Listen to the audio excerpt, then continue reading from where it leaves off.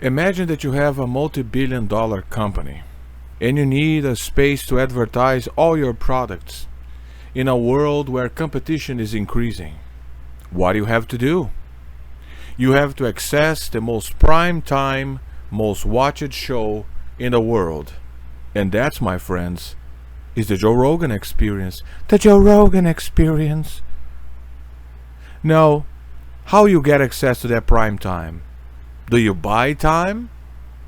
No. Elon Musk will not put that money. What do? Well, you seduce the inner child of a 50-year-old man who have daddy issues. Who is that? Joe Rogan. I'm start thinking that Elephant Graveyard was right. Thank you, before we go any further, for letting us have a tour of SpaceX. You're welcome. And letting us be there for the rocket launch. Sure. One of the absolute coolest things I've ever seen in my life. And we thought it was only like, I thought it was a half a mile. Jamie was like, it was a mile away. Turned out it's almost 2 miles away. Yeah, yeah. And you feel it in your chest. Yeah, it's You have to wear very earplugs, intense. and you feel it in your chest, and it's 2 miles away. Yeah. It was fucking amazing. Yeah. And then to go with you up into the command center and to watch all the Starlink satellites with all the different cameras and all in real time Yeah. as it made its way all the way to Australia. How many minutes? Like 35, 40 minutes? yeah.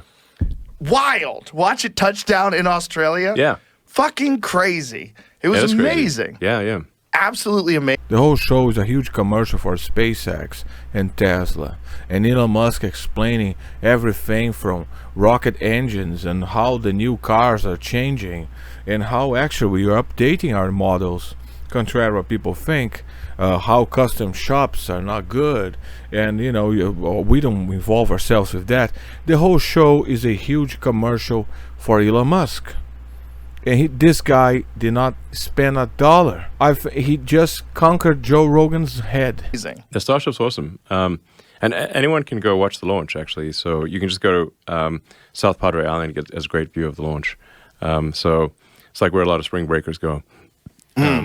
But we'll be flying pretty frequently out of Starbase in South Texas. And we formally incorporated it as a city. So it's actually an actual legal city, Starbase, Texas.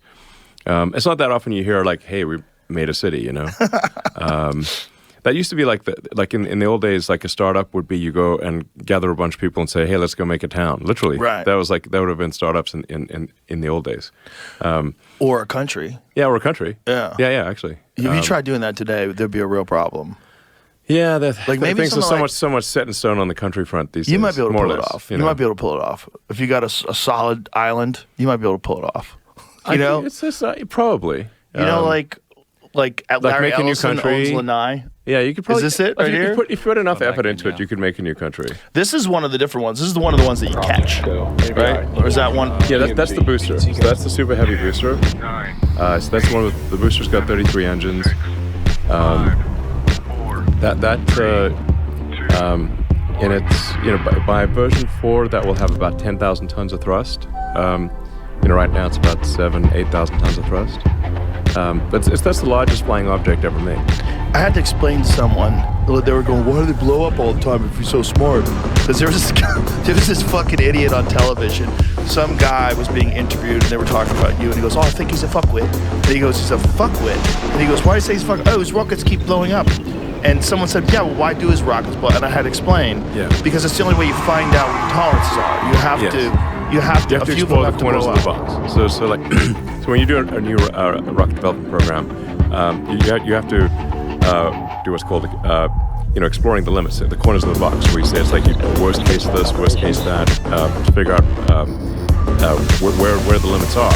So you blow up, not admittedly in the development process, sometimes it blows up accidentally, but we intentionally subject it to a flight regime that is much worse than what we expect in normal flight. You guys ever thought about doing something like that? Like having like an AMG division of Tesla where you do like custom stuff? I think it's best to leave that to the custom shops. We're like Tesla's focus is autonomous cars, building kind of futuristic autonomous cars. So, like I think we want the future to look like the future.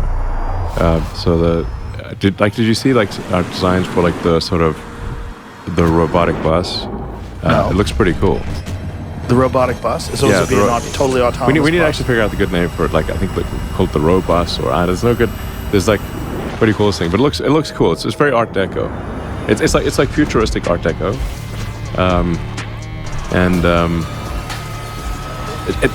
like I think we want to change the aesthetic over time.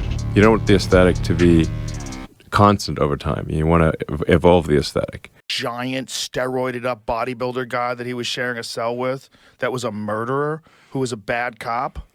Like all of it's kind of nuts. Yeah. All of it's kind of nuts. Like that he would just kill himself rather than reveal all of his billionaire friends. We can achieve Giga Chad.